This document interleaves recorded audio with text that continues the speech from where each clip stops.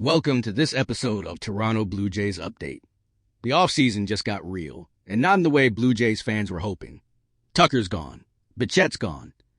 So the question everyone's asking right now is, does losing out on both these superstars completely change how we grade Toronto's winter?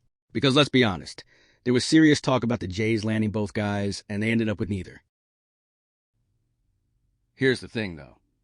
I never thought they could actually afford both of them.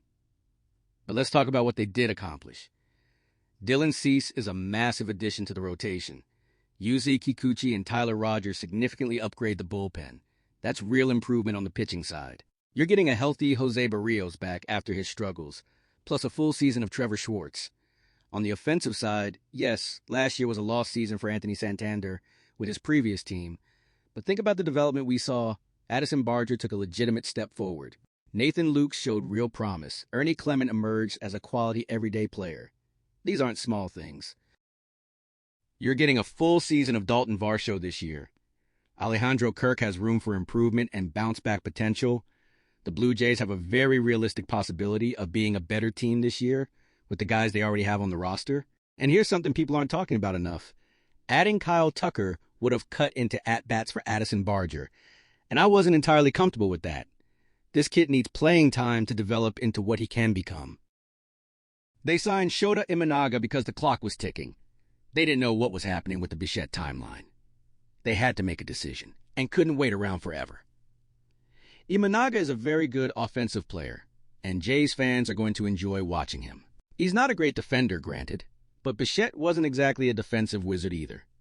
I think Imanaga will perform well, and you're going to see bounce backs from several players plus continued growth from the young core. I genuinely still believe the Blue Jays are the best team in the American League East. That's what makes the reaction to all this so fascinating. Conventional wisdom says as long as Bichette and Tucker don't end up with the Yankees or Red Sox, you're fine. But baseball's landscape has shifted dramatically. Everyone has to face the Dodgers machine, and the Dodgers have been winning every negotiation at the expense of teams like Toronto. Remember the Ohtani pursuit, the Sasaki chase, the Tucker sweepstakes? Not to mention they just won the World Series. Then you've got the Mets with an owner whose spending like money has no meaning. But here's what matters. The offseason isn't over. There are still quality players available.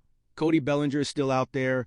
The guys Toronto was most connected to were obviously Tucker and Bichette, Alex Bregman to some extent. But there are bats available, arms still on the market, and the trade deadline always provides opportunities. The real question is whether the Blue Jays' offseason is finished. If it's not, what could realistically happen next? The pivot point is Cody Bellinger. Think of him as Kyle Tucker LITE. Another five-tool player who can play center field at an elite level. Ideally, the Jays would love another outfielder they control beyond the 2026 season. Because Varsho becomes a free agent and George Springer's contract expires. They need another controllable piece. The benefit here is that Bellinger's negotiation won't drag on for months. He wants 7 years. The Yankees have stopped dead at 5. Imagine stealing Bellinger right out from under the Yankees. At that point, they'd have nowhere else to turn. There isn't another Bellinger-caliber player available, no other Tucker or Bichette equivalent.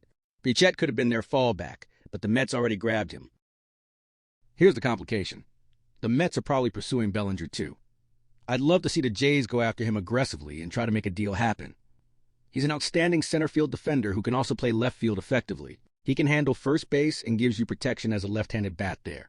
He's got legitimate power and can steal bases.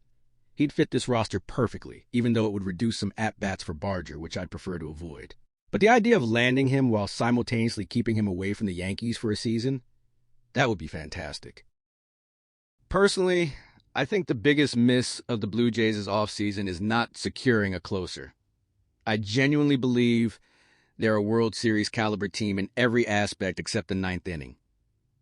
And listen, Jordan Romano's situation aside, they needed an elite closer. I love Jordan Hicks as a really talented arm, and I think he could be effective. I just want him in the 7th or 8th inning, not closing games. I wanted Edwin Diaz or Robert Suarez. Here's the reality. If you had money allocated for Tucker, I would have redirected it to Diaz instead and rolled with the position player group already in place. I would have spent it on Suarez and skipped the Tucker pursuit entirely. Now the elite closers are gone, and you didn't get Tucker anyway. If that money was truly available, I would have prioritized a shutdown closer.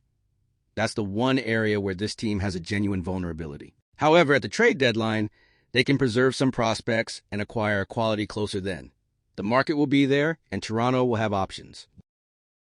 Yeah, and Diaz ended up with the Dodgers of all teams. It's almost like we've already forgotten about that, but the best closing arm available went to Los Angeles. The trade deadline is going to be absolutely critical because if they're feeling short on power bats, you can definitely acquire one there. You're spot on about the closer situation. Jordan Romano was a roller coaster all season, and it ended somewhat predictably. The home run he gave up in that crucial moment, we always talk about other plays in that game, the defensive miscues, the missed opportunities. But Romano needed to close out the ninth inning to potentially change everything, and he couldn't deliver. The Blue Jays are not out of this race. They've built a competitive foundation with quality pitching upgrades and organic offensive development. Bellinger represents a realistic target who elevates the ceiling immediately.